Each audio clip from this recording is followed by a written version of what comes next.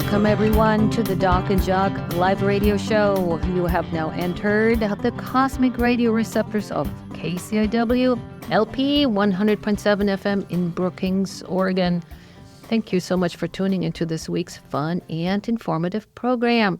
I'm Dr. GiGi, and my co-host is, as always, Jacques Kepner. How are you, Jacques Poo? Hey, Dr. GiGi. Today's guest and the KCIW sound engineers, Tom Bozak and Ray Simon. That was me going, woo, when she says the cosmic radio receptors. I mean, that's pretty interesting language there.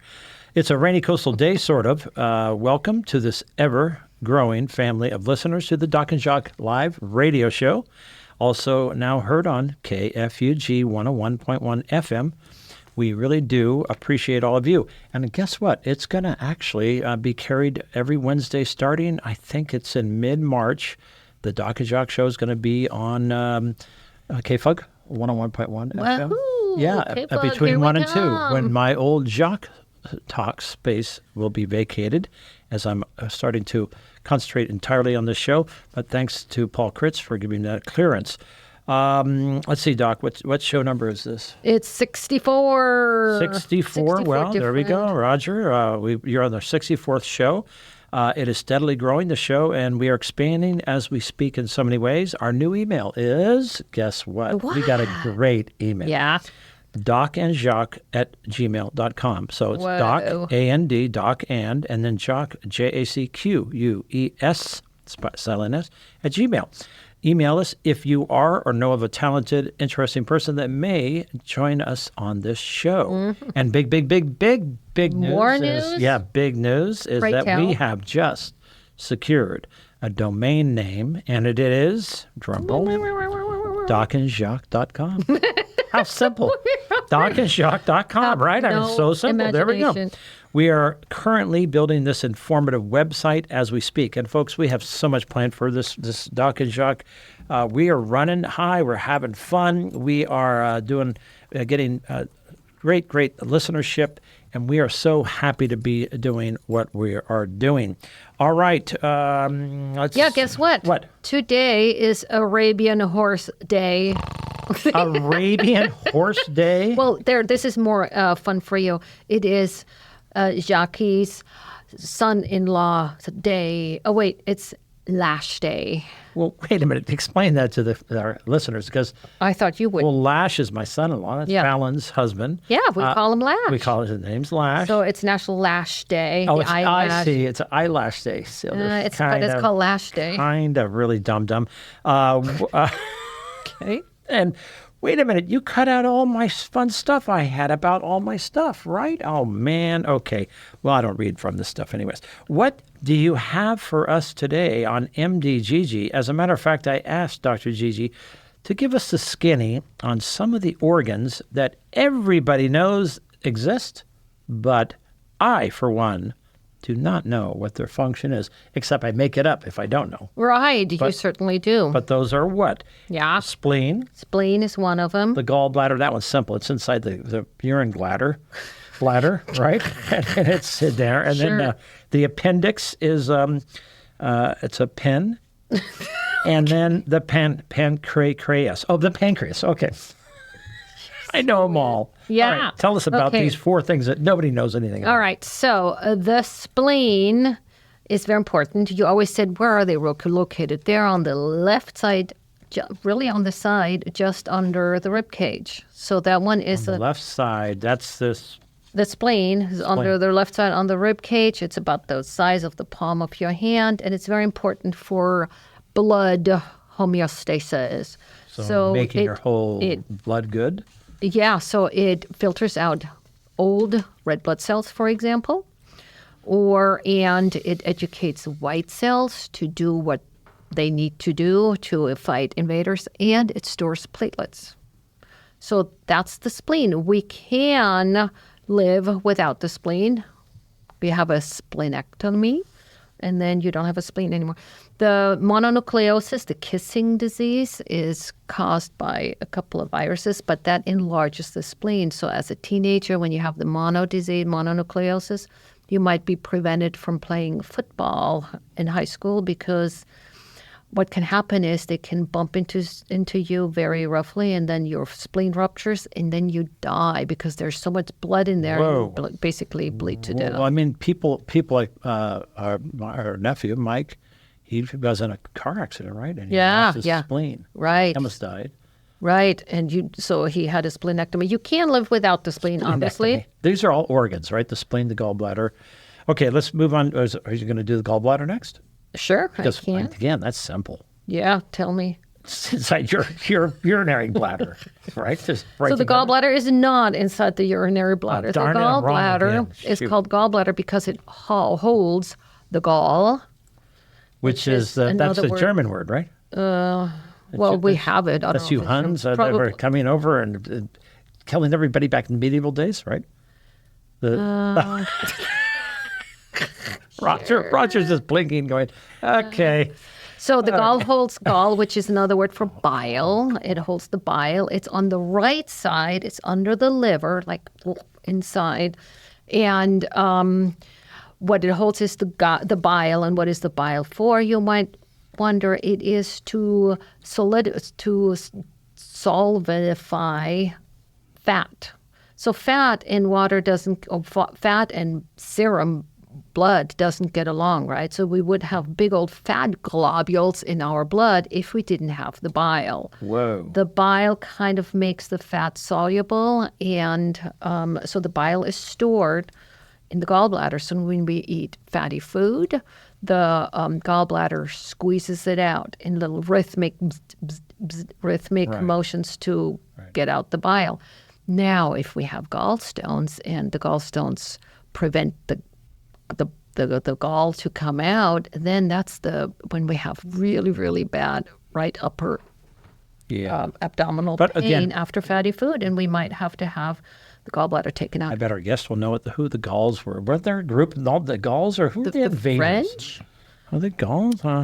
Gallia est omnis divisa in parte tres. Exactly. That's the there it Latin is. word of saying Gallian is All French. Gaul is divided into 3 parts. That's my Latin. Oh, my God. He knows. He's right. Gaul. And then he asked me, he was telling me some of these things recently, and then he says, you know what that is, right? And I go, yeah, shake my head. Of course I do. I have no idea. Okay. All right. So now, and I didn't mean any. Okay, so that's the gallbladder story. All right. What is next with the appendix? Okay. The appendix, so there is... The end of a novel, right? Isn't it? Isn't it appendix after the novel? Yeah, so it's Right, like a little before the additive. glossary, but it's also called the vermis. The appendix, people don't really know what its deal is. We're thinking, as in people, the people who do research, that it's a vestigial organ, meaning it doesn't have any function within us anymore. It is an evolutionary part that is still in our body, but it does have no But if function it bursts anymore. like it did with Houdini, Yeah. then you can die. Even he's going to pull himself out of that trick. Some people thought that it might be another immunological important organ that holds white cells, or like the spleen holding white cells that fight invaders. But probably what they find is a appendix that has already been invaded by bacteria, and so the white cells are found there to fight the bacteria. What makes him burst? I mean, Houdini got punched in the stomach. Yep, so that's a reason. And But where is sometimes it located, if and it's- how big is it?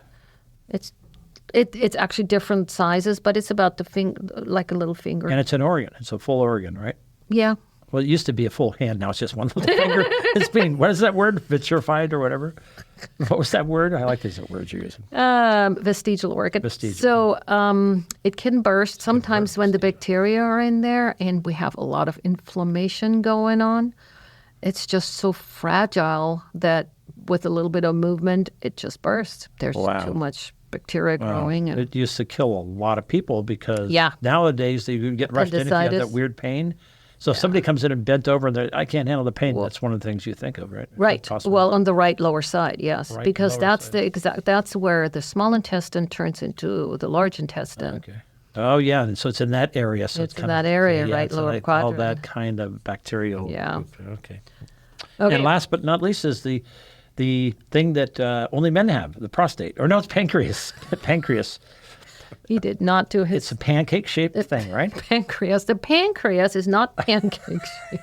I don't know. The pancreas is also on the left side. It sits under the stomach. So if you think about the left side under the rib cage, we have the stomach, and under that you have the pancreas, and to the side of that is the spleen. So now what does we the have pancreas do? We know what the pancreas is. Oh my gosh, the pancreas is very multifaceted. It actually is made up of 2 different tissue types. One is the so-called exocrine gland, Okay. and one is the endocrine. The endocrine is a gland that makes hormones, meaning it makes chemicals that go into the bloodstream. Okay. The biggest one it makes is insulin. Oh, the pancreas is in charge of the insulin, right? Yeah. And the exocrine pancreas makes digestive enzymes. It will get this, and you remember this now, it excretes digestive enzymes into our duodenum, which is the small intestine. But remember, it is the outside of our body where. Oh, yeah, that's right. Yeah, that part. so that's the they're exocrine. very insolent. What do they call it? You're a very insolent child, or is it insulin? You're the Okay. English major, not me. Yeah. Many, Yeah. many years ago. So it also secretes the body's own anti-acid, sodium Okay. bicarbonate, if we have Okay. an upset stomach. Now, pancreatitis is well known. It's also super painful, similar to gallbladder cholecystitis, gallbladder inflammation. So it's also a doubling over pain, but it comes from the left side this time. Okay. And alcohol makes it much Another worse. problem with alcohol. So alcoholics usually have. What is going on? Everything's turning bad for alcohol because people are starting to realize how much of a poison it is. Not that I've never drank alcohol, but again, it's a lot of bad press is going out on alcohol right now. It just wrecks your skin. It's just not good for you. It's kind of in the same class now as smoking, right? Pancreatic cancer has the lowest survival rate of all cancers. Why? Because it metastasizes elsewhere easily? Probably because it's so fast, because you don't make any insulin, you don't make any digestive things. Yeah. And also with pancreatic cancer or pancreatitis, it makes digestive enzymes. If you make digestive enzymes but not out into the small intestine but into the pancreas, you're digesting yourself. What can very you take out dangerous. Can you live without a You pancreas? can. You can, but Yeah, you have have to to carry a colostomy bag or something. No, you just have to eat digestive enzymes 4 times a day or so, and you have to give yourself insulin. It's better than kidney dialysis, right? Hanging out on a kidney. Yeah, it's right? probably I wouldn't easier want on that. the lifestyle. Yeah, and then so all these things, are they all, they can all go away and we won't die, right? Right. I mean, if it's done spleen, under medical gallbladder, care and for, pancreas. Yeah. So just let everybody know that the doctor was not reading notes when she was telling me these things. It was very interesting. She just reads them off the top of her head. Oh, you did have notes? No, you didn't.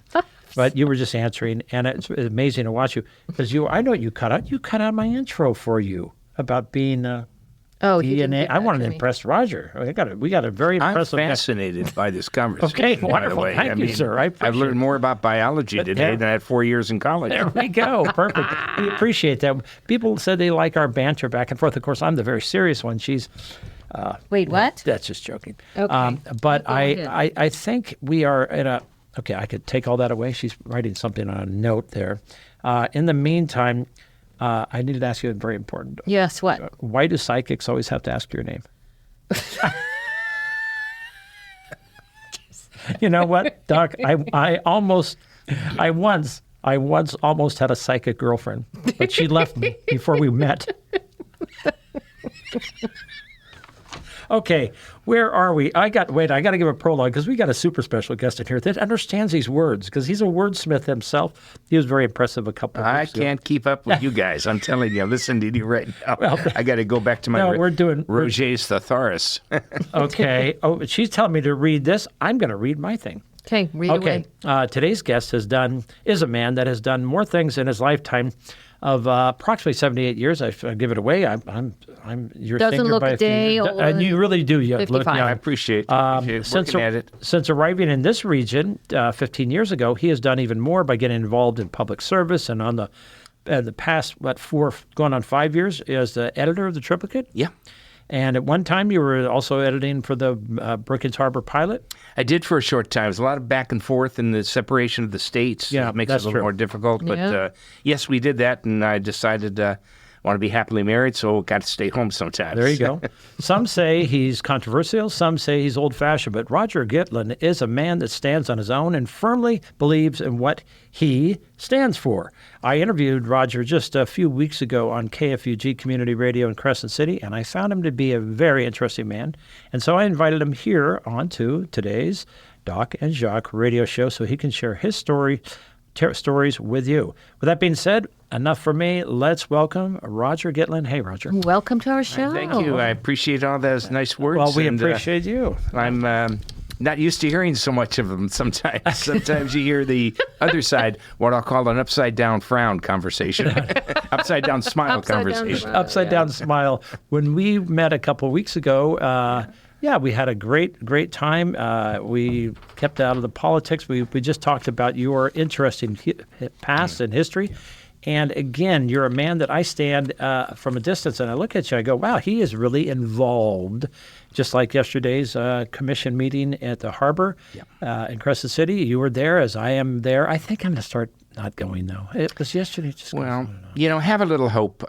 They've done the harbor has done a lot of things to improve themselves, and I want to commend them, the harbor board, for taking positions that for years this organization has been, I'll just say it, has been corrupt to its core and how it's operated for decades, which is how it garnered the name No Law North of the Klamath. That fits the Harbor Commission to a T. Wow. But with some of this new blood that's come in, it's been a renaissance. It's been a change. Now, are there some holdovers and there's some people who like to yell and scream and not behave properly at government meetings? Yes, there are. Yeah. And I think it's over a period of time, you'll see, I'll use your word, a homeostasis of the governance process. Okay, we're going to... So, Roger, to start from the beginning, he's kind of taking the cream off already. I'm in trouble again. Where were you born? Where did you grow up? Actually, I was born in New York, born in the Bronx. All right. I'll give you my date, January 15, 1947. I followed Dr. Martin Luther King on that same date. Oh, really? And my parents did probably the wisest thing that I can ever remember them doing. They moved from New York City to the West Coast. All right. I grew up in a very halcyon environment in Southern California, the West Los Angeles area. My bike was my vehicle of choice. We were all in each other's houses. This is during the 50s, 60s. Right on. And I have nothing but fond memories. I've been kind of moving northward since that move to West Los Angeles, and kind of moving northward to find where my place is supposed to be. Wasn't a real great student at high school. But you were not a great high school student, okay? Yeah, I went to Santa Monica City College first for 2 years. Got very interested in sports and sports announcing, and I actually wanted to do that in a career. Realized I was not connected with the sponsor's daughter in most cases, which helps when you're in a career where you're involved in that. And then eventually graduated with a bachelor's degree at what was then called San Fernando Valley State College, a.k.a. Cal State Northridge. So I actually have 2 diplomas. I did some graduate work at Fresno State in communications for my master's. I didn't quite get there, but I have some work in that area. And I started a career which we came from a upper middle class family. I had a father who was in clothing business. He wanted me to join him. I didn't really want to do that. Ultimately, I did, and had some problems with my eyes where I needed some corneal transplants. Oh, wow. Back in 1971. Wow. Then you're looking at them right now. They're still there. Ah, cool. Both eyes, set 1971, 1972. Coronal. 50 corneal. Like the little cornea, the little bulgy outy part of the eye? Well, if we're talking about functions, which I've heard you're talking about, it's the window of your eye. It's over the it's over the colored portion of your eye, which is the iris is the little dot, and then these. The iris pupil. is a pupil. The iris is the colored portion of your eye, and the iris is that dot, like a camera It goes in and out depending upon the amount of light. So after I had these operations, I moved toward joining my father in business. It was not a good marriage for us. I was there about 5 years, but it kind of changed my life. And eventually was in my own business and not liking it and surviving by, I can only tell you, my own wits' ends and trying to be competitive and making a product for women's clothing. And it sounded glorious, but it was really hard work. And I was away from my home and had to travel quite a bit. Eventually, I kind of said, I've had enough of this, and ended up becoming a teacher. I went back to school and got my teaching credential. In what grades? Well, I have the credential I got was a multi-subject clad grade because I wanted to teach a certain kind of student. I wanted to work within the juvenile court schools, kids who'd gotten in trouble. I did not know. And I was not somebody who wanted to work at the high school level on a single subject. I have a lot of information inside my little cerebrum here, so I felt by helping kids who had third and fourth grade reading levels and in a confined probation status kind of facility, which is juvenile hall and the probation camps that were plethora all over Southern California. They were the old fire camps. Then I found a very rewarding 20-plus year career in that, and I used to have my kids say to me, Mr. Gitlin, all the way to Pelican Bay. And I'd say, well, that's not something you really want to wish for. Right. I found myself at near Pelican Bay. Right. Not as I actually looked to become a teacher up there. So you were teaching, though, at one point at Fresno State, was it? No, I wasn't ever teaching there. I got my mass communications degree. All right, gotcha. Training up there. But, again, we all do different things in our lives, and we find our moment. And I've always wanted to live on the ocean, and my wife and I just decided we're going to go look for some place on the ocean, somewhere in California, and we'd scour the coast. When I was a teacher, had some time off, and we ended up in I think it was we ended up in Eureka, absolutely, and just back and forth. And I remember saying to my wife, I said, I'm gesturing now. I'm putting my thumb up in the air like this, and I'm going, "What's up there?" And I'm pointing north with my thumb. And I had no idea. Well, it was Crescent City. Oh, well, let's take a ride up there. Anyway, we found it. We really embraced it immediately and really loved it. And we live on the ocean, and I'm very blessed to be up there. So when was that? In Crescent City. Yeah, when? When? That was actually 2009. Okay. 2009. So we had a lot, and then we decided to sell the lot. We wanted to live on the ocean, and we moved in 2010. Within short time of moving up, I'm looking for things to do, and of course, I attend Board of Supervisors meetings. And you attend a lot of meetings, yes. Yeah. Because they're public, right? They're open to the public. As it should be. City council meetings and harbor, you name it, and looking for, what's going on here. I wrote a letter to the editor about how to meet people up here, and the question was, where are you from?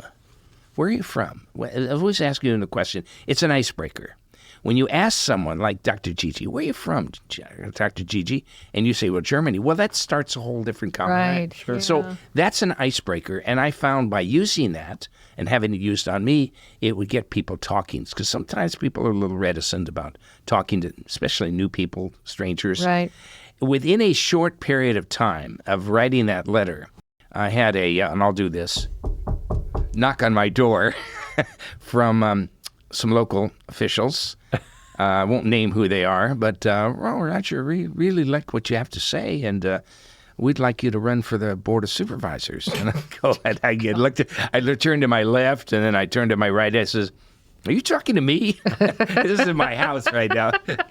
And they said, yes. I says, well, what do you I've never run for political office, and I've done a lot of activities, and which I haven't really gone into while I was not in office, but right. I said, well, what do you have to do? And, well, you got to get 20 signatures, someone will vote for you. And I said, I don't know 20 people. It was almost humorous. Anyway, needless to say, I did get the signatures and a lot more by doing one thing. And nobody in politics seems to embrace this the way I did. Knocking on doors? Absolutely 100% Asking, correct. where are you from? Yeah. And I would say to folks, I have a little flyer with me and my picture on it and some of the things I believed in. And I said, I'm Roger Gitlin. I'm going to run for the Board of Supervisors in this particular District 1. What's on your mind? And you'd be surprised how, well, I don't like this and I don't like that. And what are you going to do about it? And I said, learned a lot. Yeah, I agree with you. Now, when it came to some controversial subjects, which I'm sure your audience is going to appreciate, came to things like legalization. I'll call it marijuana. Some people will call it cannabis. That's not something I would support. Not today, not tomorrow. And when I got on the board, not ever. Because the people who were telling me all these things were people without letters in back of their names, ponytails, and, again, you need to do this, and kind of ordering me, this is what it has to be, and this is the way it was. Well, it wasn't that way in the 50s and 60s. It had a whole different atmosphere. But the change of name, cannabis, and what have you, right. I still, and continue to believe that it is an entry-level drug. And until and such time as it's embraced by the federal government, I've taken that position. Now, when telling that to someone who does not agree with you, and I know there's some people on the other end of this audience who say, you don't know what you're talking about and all that, I say, fine. I have an opinion different than yours. Yeah, you have a different opinion. And I said that to people at their doors. Now, here's what else I believe in. Cleaning up our town. We started a program called Take a Bite Out of Blight, and we have been... The pictures of the graffiti, right? And that's the next thing was graffiti removal, graffiti corner. So we can have a beautiful community. I mean, the geography is phenomenal up here. And when you have trash that's sitting around and graffiti, and let's take it down. So we started a program. We got volunteers, no cost to the county, nothing cost to the city. And we went around and gathered crews, and we cleaned up places. No, is that now when you first came here and you Yeah, were... actually, it was right at that time I started to do that. Okay. And I got some success at it. Then I ran on it. Okay. I said, we are going to do Take a Bite I Out of see. Blight. I put it on my flyer. Yeah. So I didn't start it as a result. Well, my colleagues on the board at that time didn't appreciate what they call, he's just showboating and all that. I look at the results, not the style. If you don't like what I'm doing and saying, who could disagree, I would say? Who could disagree with cleaning up our community? Sure. Who would? Well, there were people who say, you come up here and you're swaggering and you don't know anybody and you're doing this. Yeah, you're right. Take a listen. That's what we're going to do. And I think we've had a really good experience. We embraced a lot of people of both political parties, all the different political, and we went up cleaning up beach operations, and wherever there was a mess, we'd get a call. I have a question. Sure. What is the board of... till our mid? I know. Okay. What is the board of directors? Board of Supervisors? Board of Supervisors. That's equivalent to your commission, your Curry County commissioners. There's 3 of them. The Board of Supervisors is 5. In California, there are 58 counties. Except for San Francisco County, they all have 5 supervisors in different districts. San Francisco, being a city and a county, has 11. So that's the only difference. Now, in all of Oregon's, and I believe there are 36 counties, correct me if I'm wrong, they all have 3 commissioners who, when they answer to Salem, they take the capital of Oregon. Yep. But anyway, so someone said, run for office. I was really not quite sure about it, but gosh, to tell you, we won. It took 2 elections, but we did get, and then that's when the E-Ride began, because then it was 2012, and by 2013, I got on the board, and I was clearly not like everybody else. I did not go to Del Norte High School. I was not from this area. True. Yeah. So there was a certain kind of prejudice that pervades people. Well, you don't know who we are. Yeah, I don't know who you are, but you don't know who I am. And this is what I stand for. Right. And that is an interesting dynamic when people don't want to respond. And there's a lot of fear in communities, small communities. Roger, I don't want to say that. It's going to offend someone. Roger, you say it for me. You can do it better. Well, yeah, I can, but it has to come from the community. Otherwise, you have crazy situations going on. You know what's going on with Curry County and the missing money. And nobody wants to talk. They're all afraid. I haven't heard about that, but we will get to those things and a bunch more. We are having fun here in the KCIW 100.7 FM LP studios in lovely coastal Brookings, Oregon. The list of major sponsors for our community radio station are Advanced Airlines. They are out there flying in and out of nearby Crescent City to Oakland and L.A. 7 days a week. The Marie and Brett Curtis, who are next door neighbors here at the station. Then we have Dr. John Kirk's Porta Pints, and your colleague, right? Craft Brewery, now in 2 locations in Crescent City. We got Michelle Bupert with our own vibrant local Curry County Chamber of Commerce. And then everybody's friend, Jim Doc Bellardi and Crescent Land Title. Dan and Phyllis Schmidt, thank you for your concept-friendly support. The reimagined Crescent Harbor Art Gallery in Crescent City, anchored in the harbor right next to the boats. And our region's only bowling center, which is Tsunami Lanes, downtown Crescent City. Nick and Lisa Rail, hey, hats off to you, bringing to our region a $50 million event center to be known as PPA, or Partnership for the Performing Arts. The medical team of Dr. J. Pellick and Roshita at Chetco Medical and Aesthetics. And lastly, my dear co-host, Dr. GiGi Reed, MD, and yours truly, Jacques Kepner, on behalf of KCIW, thanks to all of you. Roger, what's your wife's name? Is she listening? Angela. Angela? She might be in the car now. Okay. Yeah. Can I just say something about some of your sponsors? I know these people, most of these people. Yes. And how important, and then the PPP and the PPA, right. And we're trying to help them achieve their goals. So some of those same people, Advanced Air 1-year anniversary coming up on the 14th. It's coming up. I think it's March 14th. 14th it is. Yeah, they're coming up Saturday. I can't wait. Friday. Absolutely. And so when you mention these names, so many of them are familiar to me. Right on. And I've interacted with them, and they are all major supporters at our major supporter program that we have here at KCIW. They're very proud of. Thank you there very much for their support. Now, I want to backstory a bit. I want you to tell everybody the story about your L.A. Sparks and the Lakers. First, tell us who the L.A. who are the Sparks. We know who the Lakers are, but the Sparks is well, that's the WNBA team, the women's team. The women's team. There's a WNBA, and I'll tell you, this was my first love. I wanted to somehow create a career in. I knew early on I was not going to be an athlete. I just knew that I'm not going to be able to compete at that level. I tried, but, Roger, God said to me, you're going to do something else. So my goal was I grew up with Vin Scully in my transistor radio here as a Los Angeles Dodger fan, and my goal was to find a way to do that. Well, it didn't quite work out that way. As much as you try, sometimes things don't fall the way you want them, and timing is such. But some years back, this is 1996, 1997, I was just wanting to get back into doing something with my voice and doing something with sports. And I read a little ad in the Los Angeles Times that there's going to be a new team, Women's WNBA. They don't call it that. They call it the WNBA, or the Women's National Basketball Association. So I said, why not, Roger? Go for it.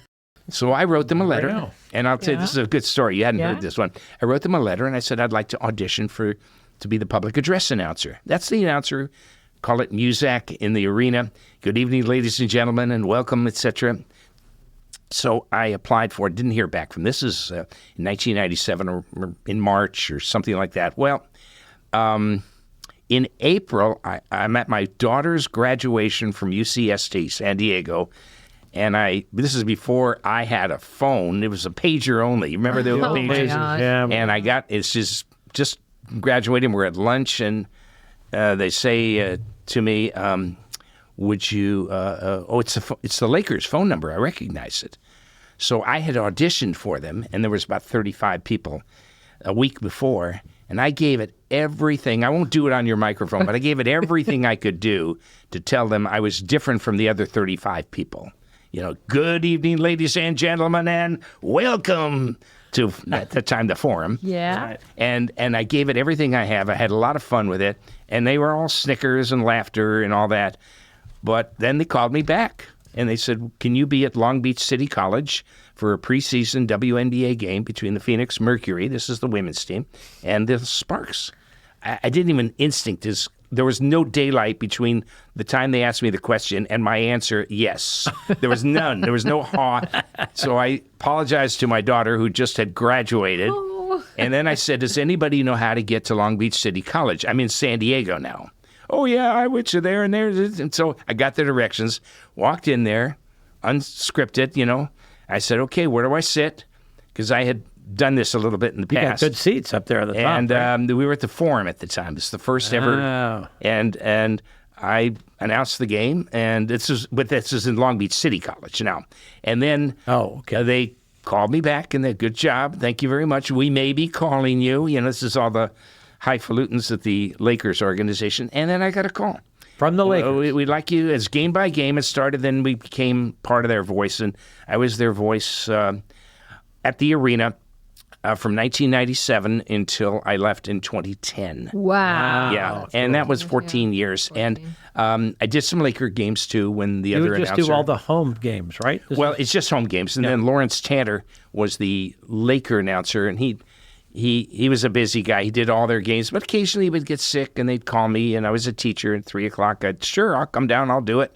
And it was really a thrill working in that area for 14 years. And I looked around, and I said, how long do you want to do this? And I said, I'm ready. Told my wife, I'm ready to move. I'm ready to go up north and start living another part of our life. Retire and start a new life. There were some personal reasons behind. We had lost a son. I was a deputy sheriff, and it was time. It was time to move on. He had injured himself on the job and got a blood clot, and unfortunately, he's 35 years old. Man. Yeah, it sobers you. So I said to myself, I said to Angie, so live life. We don't know about tomorrow. Right. So you're known here for the editor of the Triplicate. Yes, that came after I decided not to run for a third term. Okay. I did not lose an election. I decided to two is enough. Right. How long can you stomach politicians? Some people run 3 and 4 and 5 and 6 times. You didn't quit. I didn't quit. You didn't lose an election. You went to do So I decided then we're going to travel. Oh, so that's exactly what happened. After 2 terms, I decided, okay, it's enough. Took my RV out and had a fifth wheel, and we saw the country. Right on. For a couple of 3 years. Three different trips around the country, different parts. Loved it. And I was probably planning another trip, and then the Triplicate called me. They called me. As a matter of fact, it was the new ownership, which was Country Media. And they said, would you like to write a column for us? And I said, sure, I'd like to. Had you been writing? I had been writing a little bit, but not the kind of writing that would get me. I was Facebook, and I would occasionally write. Not to the Triplicate. But not to the Triplicate per se. So they called me and said, would you like to write a column? You would like point and counterpoint. You'll be on the one side of the coin, I'll have someone else on the other side. I said, sure, I'd like to do that. And then we did that for about a year. That other person, I don't think we need to mention names. He's decided not to do that anymore. So then they said, well, we'd like you to be the editor of the paper. Right on. Now, to that, I take it very seriously. Yeah. I put as much quality news in the newspaper, in the Triplicate, as I can humanly find. I'm always looking for stories. Yeah. And it doesn't matter your politics. If you're doing something on one side of the coin, like, for instance, 2 days ago, there was a national outreach about the influences of Trump and Musk. And there were people demonstrating on the streets. I understand it was up here, too. I heard about it. No one called me. I heard, well, sure, I'm going to go down there and I'm going to talk to them with their signs and all that. Well, by the time I got to the location where they're all standing, they had all gone home. This was a big crowd because I saw a picture on Facebook. Well, I couldn't get there in time. Yeah. Because I was, frankly, at another story, but I would have, it was... folks need to call me. Right. I'm easy to reach. I'll give you my cell phone number. Yes, we want that. And then, which is, if you're writing this down, 707-951-6361. That's my personal cell phone number. This is to the editor of the Triplicate and former editor of the... Tell me what's going on. And I'll give you an example. Yesterday, I was invited to a luncheon, and it was the Women's Club, Crescent City, and didn't think we would do much of a story. Well, their guest speaker was the from the project manager for the Last Chance Grade at where the road slid away there south. Well, actually, they're talking about Last Chance Grade and what progress is being made. Tunnel. So we have done a story. It'll be out next week on what's going on now. Yeah. And of course, the tunnel, that's where the route they're going, won't be up in operation until probably 2032. Wow. But we're always looking for good quality stories. We're always looking for people to call us. I'm not here to settle arguments between squabbling neighbors. That's not what the paper does. The paper is here for regional and local information as to what's going on. And then, of course, we have a page 2, which is the editorial section. And I'm always looking for folks who can write and who wish to articulate their views.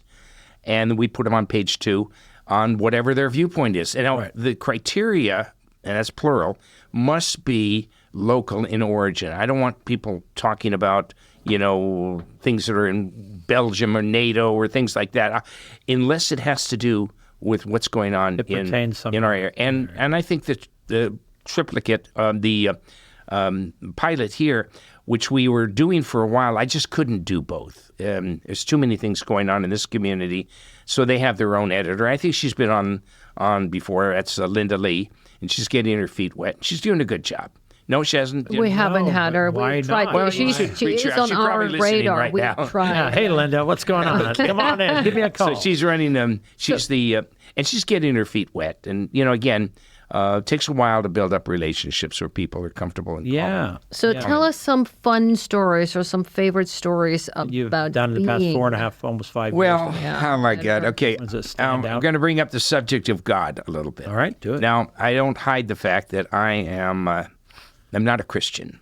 I'm a Jewish guy. You're a Jewish guy. All right. Born in New York, came out here. Hello. 11 years ago, when I sat on the board, I tried the Supreme Court, in a case of City of Greece versus someone, couldn't remember the other name. This is in April of 2011. 2013.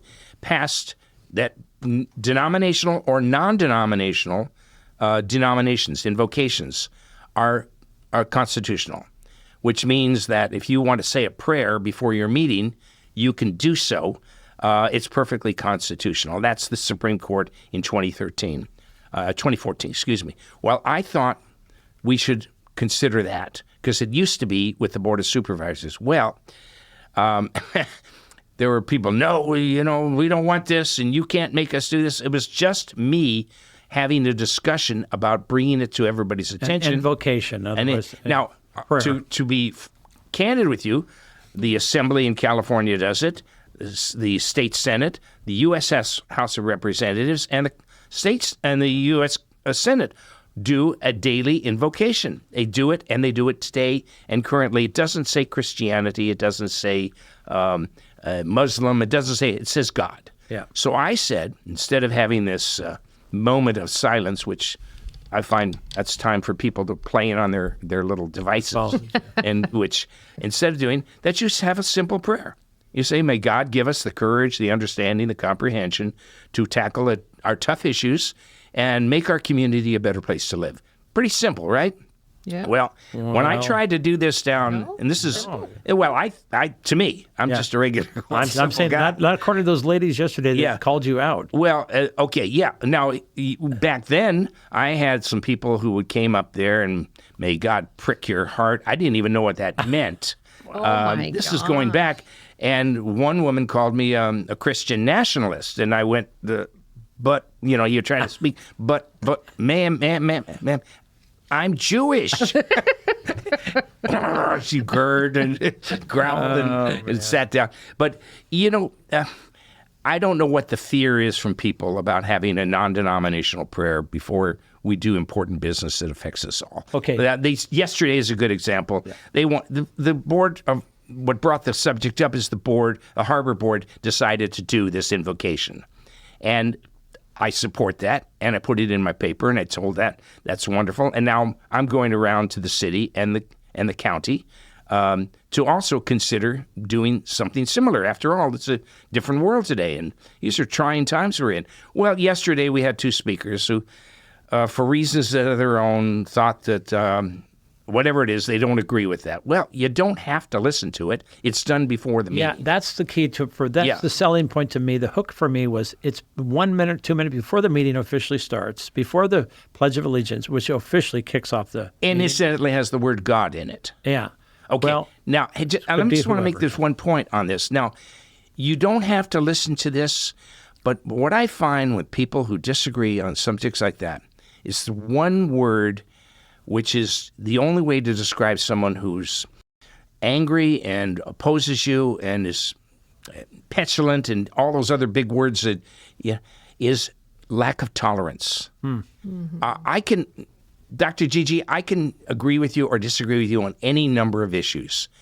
We can do it and not be disagreeable. Right. Well, we can. Yeah, we don't have to get acknowledge. And I noticed that today, and maybe it's because we have a new president. He's a different kind of a guy, no question about that. But there's this angst that you can't make me do this, and I won't do that, almost to the point of sedition on the people who are, I'm going to kill him, I'm going to do this to him, I'm going to tear him up, I'm going to, all these terrible things. No, this sounds more like the hardest part of your job. We wanted to hear. The easiest part of the job is covering stories that, there's so many that every time you do something, and it puts a smile on people's face. Okay, I'll give you there was another incident came place recently. It involved a police dog, a canine unit who was in training, and was handled by a 16-year-old future police explorer who's a junior, and she lost the dog out on Washington Boulevard, and the dog was hit by another vehicle. Now, here's the story. They found him. He had a broken pelvis. He had a broken leg. And he would have died of shock. They got him up, and they took him up to the the veterinarian here in Brookings. Yeah. Brookings, okay. And they saved his life. Oh, good. Now, the good news is the community came to the rescue and helped raise close to $11,000 for this saving of this dog. Now, we told people about it. The dog's name is Juno. And the family, if you mind, they're saying wonderful family. Go ahead. Brina, I'm blanking on her last name. Brina. It'll come to me in a second. They're a young girl, and she's coming back to Crescent City. She's going to be a canine officer. It's a very inspirational story. Yeah, that's a So we printed it, and we got really good press. And those are the kinds of stories that people want to read about, human interest stories. Now, there are other stories that are going to put an upside-down smile on people's faces. It's still news. You have to cover it. Right, you have to cover it. But so usually one thinks the sensationalism is what captures you, right? That's what people want to usually see, Well, do they want to see blood and gore and all that other stuff? Don't they say that sells? Whereas that's happy the stories stuff don't? that sells. Do we want to see it? No, but apparently that's what sells. Okay, so here's the latest headline in our paper. It's going to be it'll be in the paper as may have come just out about there was an officer-related fatal shooting in Crescent City yesterday. I don't know if you heard that. Yeah. Was that the car that got turned upside down? No. Okay.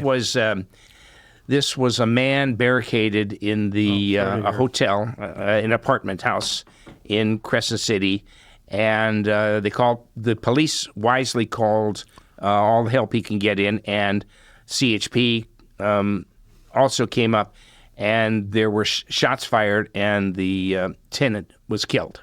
Now, it's all under investigation right now, very sketchy details, and the California Highway Patrol is doing the shooting incident report. Okay, so, but there was no deputy killed. It was you're not sure. I can tell you it's not not a law enforcement officer, except it may have been a law enforcement officer who pulled the trigger to whatever, because he was armed. This guy was armed. Now, I can't responsibly print things that I don't know, and the agencies, including the police department, Crescent City Police, the sheriff, who is also the coroner, they're giving me and the Highway Patrol very limited information. So we don't want to interfere with that investigation. All right. So what I'm saying to you is this is news. Right. Yeah. Now, if we just go like this, hands over our eyes, over our ears, You only want to hear about the good stuff. You're bringing it back into what we were saying about We're a newspaper. What sells. Right. I got one comment I got to say. Must have the shell of Rhino, because like yesterday, those two people, and we'll mention their names, at that meeting said, we don't like you, Roger Gitlin, because and you took it, you shrugged it off. You weren't vindictive. You weren't angry. You didn't jump up and say slander, or what is it? Slander is yelled at, and no, printed. slander is a mistruth spoken. Libel is a mistruth written. Okay. Let me because you're bringing up a good point. I want to bring this up please. too. There's two sure bets in life. We're born to die, and no matter what you do, not everybody's going to like you. That's true. Now, those are two sure bets. I think you want to add Texas in there. That's what my father told me when I was a little kid. In the U.S. Two sure bets you can count on. Now, if we've offended somebody, okay, sorry, I'm going to state my point of view. It is a public microphone. Right, it is. And these two people are turning around and they're pointing their fingers on, what's this unholy relationship you have with the board? It's no more unholy than you getting up there and doing saying what you have to say. Yes. But what I find is when people they don't have an argument, then they revert to vulgar name calling. And then an incident took place. You probably saw it. Yep, I was. Where I was about to go on the dais, and as I'm getting up there, this individual said pejorative, a vulgar word, at me, and she muttered it. And I heard it, and I wasn't such a nice guy about it. Yeah, you called her out right away. I called her out, but then and I you said, moved on. You do not talk to me that way. That's not how you talk to me. I have free speech, too.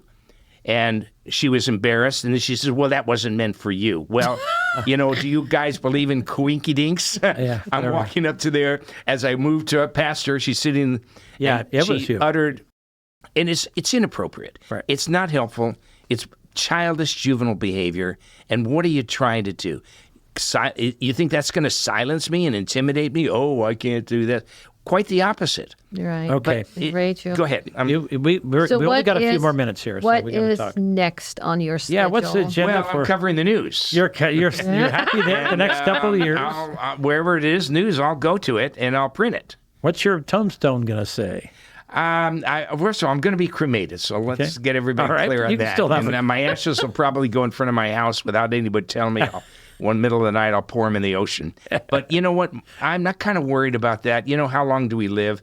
I'm happy doing what I'm doing. You're very youthful for a 78-year-old man. I mean, seriously. Yeah, super. And very healthy. And I think it's because your mind is very active and you are attending a lot of people. Your social interaction is big time. Well, and I appreciate your saying that. But, anybody we talk to, including you guys and everybody here in the audience, have the courage to stand up and share what you believe. There you go. Don't do it like a child. Get up there, do it respectfully, and say, this is how I feel about this.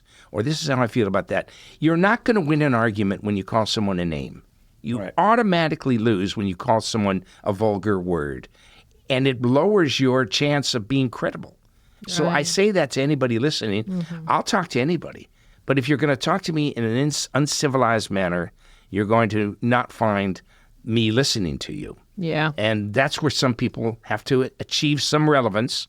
That's what happens at some of these meetings. They get up on every subject. They talk about things. I don't think they're being embraced by the people they're addressing, but that's their choice. They want to say and do what they want to do. Yeah. So can I give your phone number one more time for if anybody knows of anything that's if you got what we're looking for. I'm going to tell you what I'm looking for in my paper. Yeah. And this is for Crescent City people, and Paul knows this too.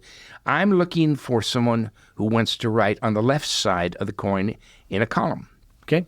I'm looking for that. It's very hard. You just think, absolutely. What does that mean, left side? Well, it means there's a right side of the coin, conservative or progressive. Okay. Now, I'm looking for someone, but you would be surprised the answers I get from people. I can't do it. I don't have the time. Or, well, I'll help you. What is it you want to talk about? I'll help you write it.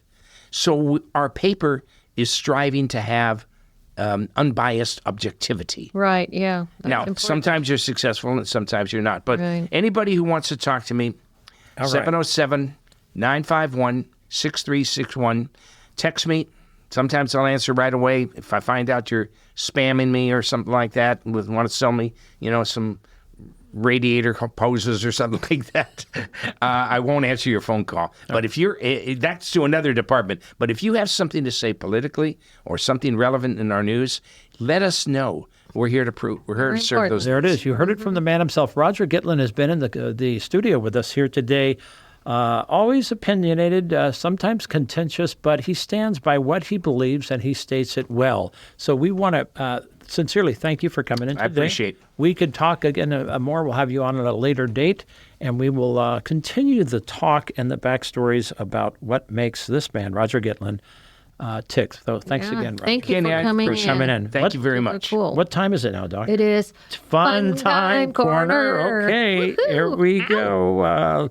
Give me a good quote this time. I'll give you a good quote. Okay, so I had it according to my MD-10. Superstition is the spleen of the soul. Superstition is the spleen of the soul. Whatever okay? that means, right? Hey, I got a question. For all of those who believe in psychokinesis, please raise my hand. That one is a good one. I like that one. Okay. I recently got. Can I share one? Yeah, please do. What time of day sounds most like a train? Choo choo. What? No, you got it almost there. Yeah. 2 to 2. 2 to 2. 2 to 2. Okay. I recently Yeah, got right. fired. I recently got fired as a psychic. I never saw it coming. All right, give us a good quote. Okay, secrete juices like the pancreas secretes whatever the pancreas secretes. Those are actual quotes. Oh, that's a pretty bad one. Okay. Hey, how can you tell when you've run out of invisible ink? Yeah. Huh? You hear that? Hey, hard work pays off in the future. Laziness pays off now. Darn tootin'. Okay, give us another one. I'm not ill. My pancreas is just lazy.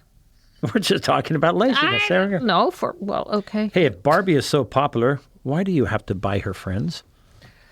Okay, that's a bad one. Yeah, already you explained it to me before, like buy Barbie's. Okay, how about this one? What happens if you get scared half to death twice?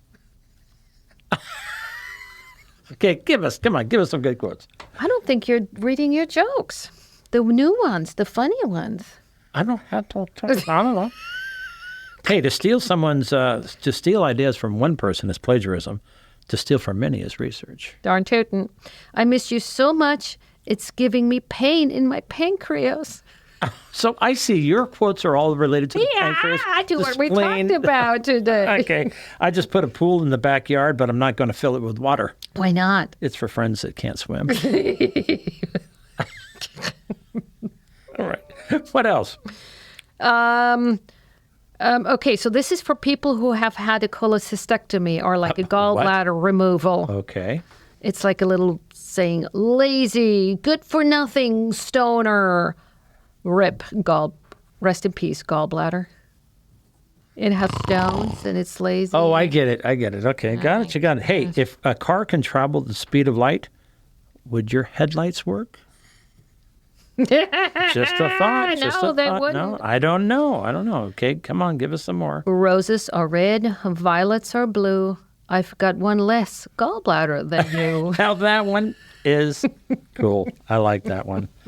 Did I mention this last week that I told you that you've been drawing your eyebrows too high? You looked surprised.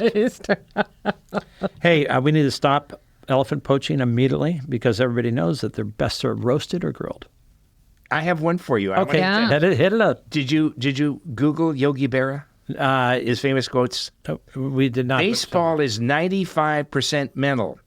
The other half is. And then he said, Very good. Physical. Very good. Okay, are we ready to time? Are we? Yeah, we got to so end. we are just about at the end of our show with the editor of the Triplicate newspaper, Roger Gitlin. Thank you very much. Yeah. You have been listening to the Doc and Jacques show on KCRW LP 100.7 FM in Brookings, Oregon. We sure hope you have enjoyed our show as much as we have. We certainly have. Thank you for coming in, Roger. And if you like the show, let us know. You could reach out to us at docandjacques@gmail.com. And pretty soon, coming up, we're going to have our own domain name and website, thedocandjacques.com. So after this, we want to tune in to Tony D'Urso. Do you know Tony D'Urso yet? I haven't met him yet. Got to meet him. Great guy. His show coming up right now after the show. Thank you to Tom Bozak and Ray Simon in the engineering booth. Have a wonderful, blessed day. Thank you. Everybody. Goodbye.